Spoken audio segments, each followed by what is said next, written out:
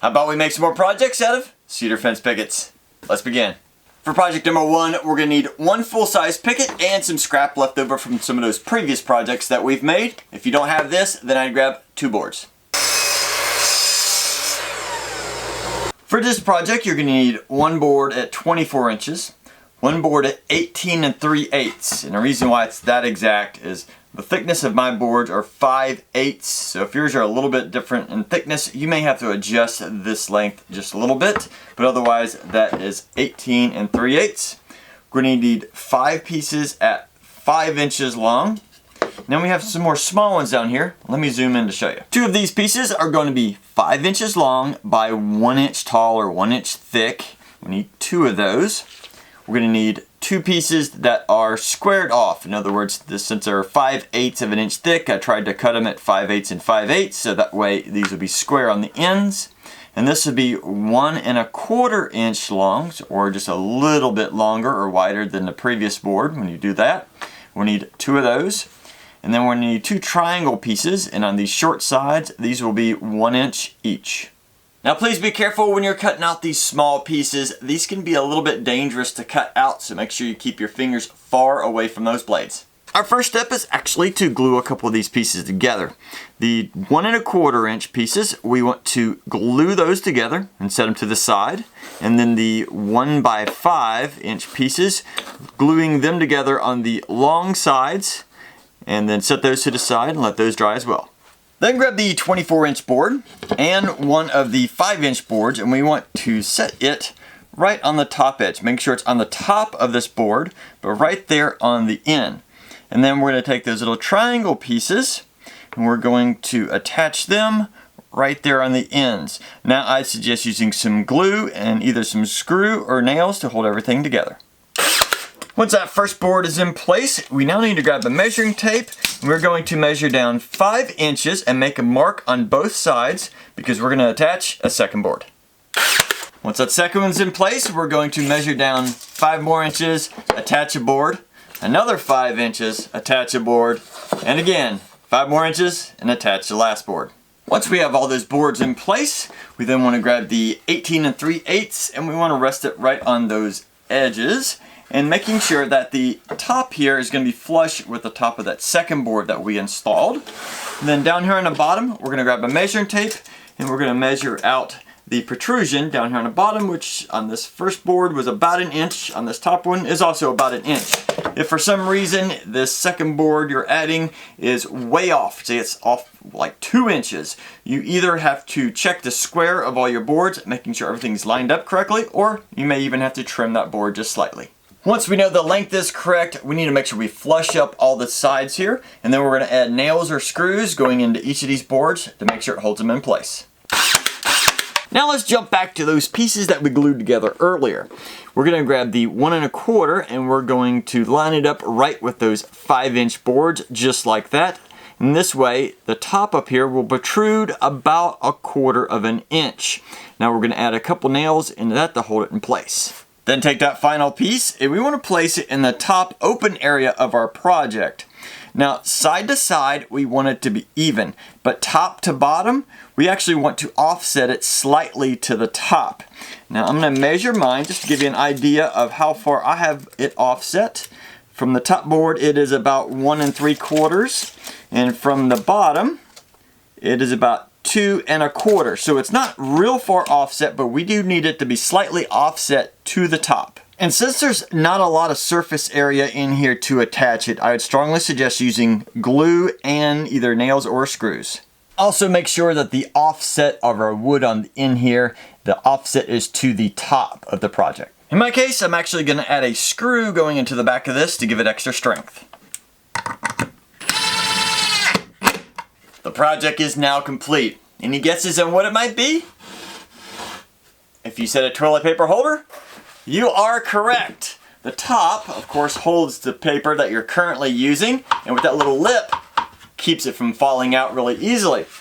Then, you have space down here for 3 more rolls, so you don't have to worry about running out anytime soon.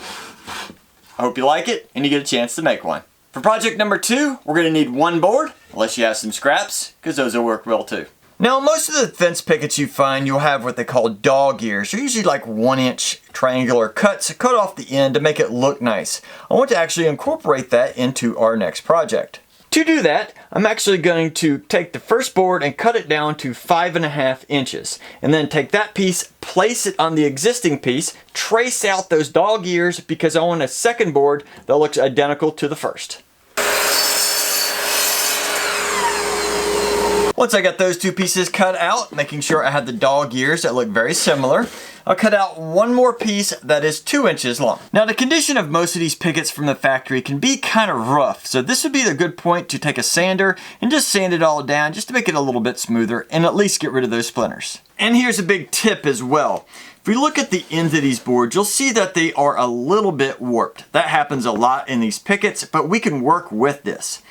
This 2-inch board here, if you notice, the arch comes up in the center so that if I was to press on the sides, it'll stay nice and sturdy. We want to keep it just like that. On the side boards here, notice they kind of warp to the outside. We want to make sure that stays the same as well, because I'm going to take this and sandwich them in between the two. And once you do that, you can't really see the warp in most of that unless you look really close. Now, to hold all of this together, I'd suggest using some nails or some screws along with some glue, and that'll hold it nice and tight right in that position. Just make sure that the sides out here are flush with each other. And this project is now complete. Any guesses on what it can be? If you said a napkin holder, then you are correct. This is a very simple project. It literally is only 3 pieces of wood, and it'll make your napkins stand out and look really nice for any type of party. For project number 3, we're going to need 1 fence picket. You'll need 1 board cut at 24 inches long. You'll need another one that's 24 inches long, but only 2 inches wide. In fact, the rest of these are only 2 inches wide. These two are 9 inches long, these two are 7 inches long, and these two are 3.5. So 24 at full size, 2 inches on the rest, 24, 9, 7, 3.5. Focusing in on the 9-inch board and the 7-inch boards, I'm flipping them onto their edge here on their sides because we need to cut some 45-degree angles on their ends, on actually both ends on both of these boards.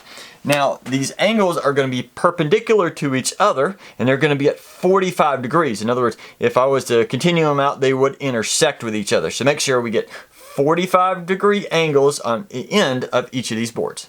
Then looking at the 3.5-inch boards, we also need to cut angles on one end of each of these boards. Not both, just one end, and each of these will also be at 45 degrees. And when you're done, they should look something like this. It's now time to grab the full size of the 24-inch board and the 2-inch version of the 24-inch board, and we're going to attach them together with the 2-inch right on the top edge of the full-size version.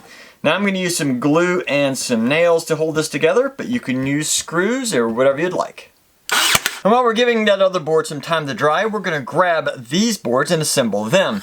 We're going to do just a temporary fix just to make sure that everything fits together, and it appears that it does pretty well. So we're going to glue these together just like that. I also put a brad nail on the end of each of these just to give them a little added strength. And after giving all of this plenty of time to dry, we're going to now take these boards, and I'm going to start with the 7-inch boards. We're going to move them over to this corner. Then the 9-inch boards, we're going to put them on this corner.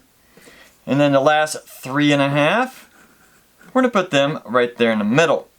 Now that this seems like it fits all together nicely, we want to add some glue and potentially a couple brad nails to hold these in place. And here's the almost final result. Can you guess what this is so far?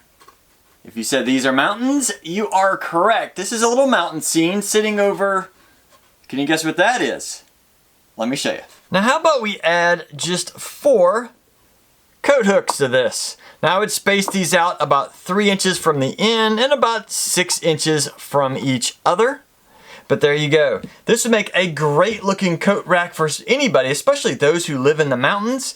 It has a great mountain scene, and of course you can change the color of these coat hooks to whatever you'd like. I'm thinking a bronze might look a little bit better than the silver, but that's okay. Whatever you'd like works. This would make a great gift for just about anybody.